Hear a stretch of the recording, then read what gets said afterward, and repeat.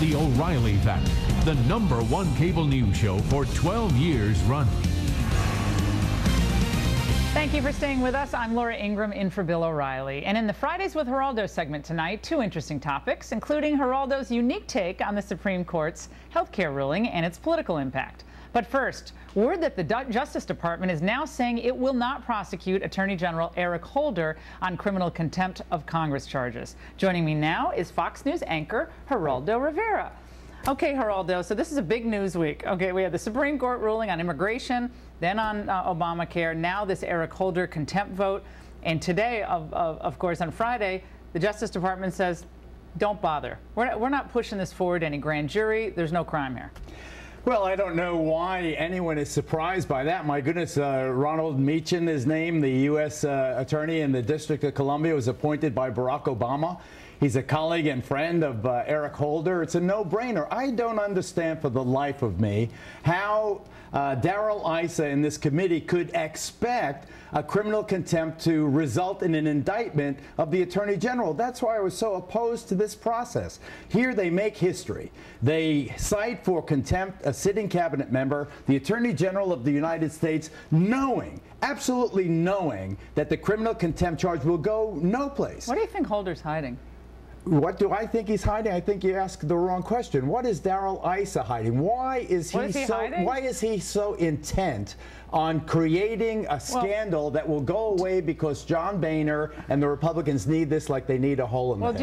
Do you think it's a pretty serious issue that thousands of guns go across the border and that one agent at the very least gets killed and probably hundreds of other Mexicans are killed as a result of these guns walking across the border? Do you think that's a scandal? A couple of points. One, walking guns and walking drugs is an age-old law enforcement technique, however discredited it is in this case. We have to make very clear that people understand this is not the first time this has happened by a long shot. It was shut down under George W. Bush. Well, wide receiver was actually shut down. It happens all the time. It is a horrible idea, and it doesn't happen anymore. It was hatched by local agents in the Phoenix, Arizona. It was signed off on, as we learned today, by the Deputy Assistant Attorney General Kenneth Blanco and another official who is deceased.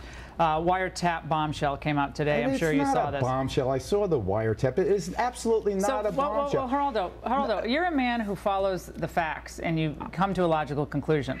Maybe nothing. This may be completely nothing there, but it is a bit curious, is it not, that the Justice Department brushed aside any concerns that anyone at Justice Department was directing this operation. They then had to withdraw that account. And what Issa wants to know is, who directed that account be withdrawn? Who originally drew up and wrote up the faulty, false, maybe fraudulent letter?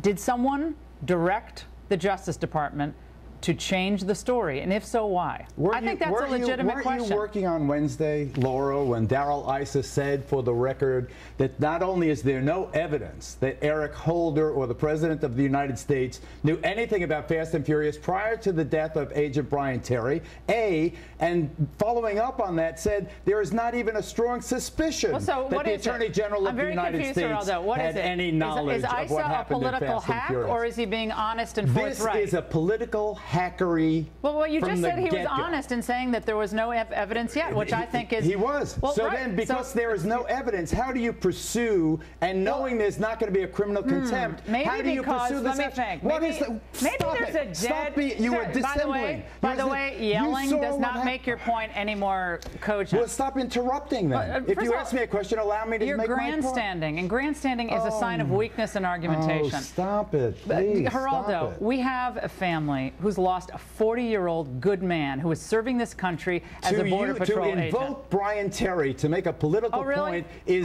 absolutely this is a law enforcement point. Politics. Why is it that the Border Control people are really upset by this? Did you enjoy that visual of all the black congressmen walking out and all the Latino congressmen walking out? Did I enjoy the visual? I thought they acted like fools. You did? They acted like immature little seventh graders. Who was the fool? The fools were the people walking out, or the people who remained to cite indict an attorney general for the first time in our history what in are they 215 years. Okay, let me think. 100,000 documents are being withheld. In 215 years, is this the most serious allegation against the sitting attorney general, are you a Laura? soothsayer? You know that there's nothing here to be hidden. There's nothing here to be looked at. I'm saying that Darrell Issa knew precisely that the civil contempt would go no place because it's going to be a filed lawsuit I don't disagree with you on that. in federal court that will take months, if not years, to resolve I don't disagree with you on that. After, why, you're not even letting me do one sentence, Laura. Geraldo, I'm agreeing with you, so there's no point in continuing to quantify. I'm agreeing with you on the contempt issue, but what I'm saying is, I don't think either of us know really why that letter was retracted. It is curious that after February of last year, the administration will release no documents. Why? And not even a log, Geraldo. How about just a log saying, this is why we're not releasing this.